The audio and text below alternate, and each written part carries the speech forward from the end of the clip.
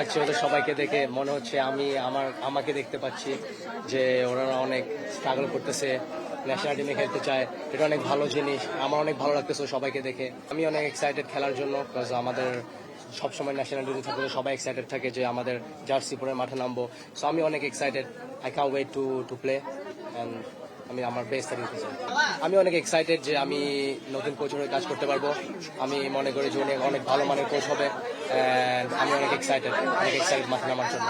এখনো কোচের সাথে কথা হয় না, বাট আমি হোপফুলি ইনশাআল্লাহ কোচের সাথে শীঘ্রই কথা হবে। একটু বিশ্বকাপ নিয়ে কথা বলতে চাই, সামনে বিশ্বকাপের জোয়ার, আপনি কোন দলকে সাপোর্ট করছেন? আমি পর্তুগালকে সাপোর্ট করছি। পর্তুগালকে সাপোর্ট করছেন, বাট এই বাংলাদেশের সবসময় আমরা দেখি যে ব্রাজিল আর্জেন্টিনা একটু উন্মাদনা থাকে, অন্য লেভেলের একটা ক্রেজ থাকে।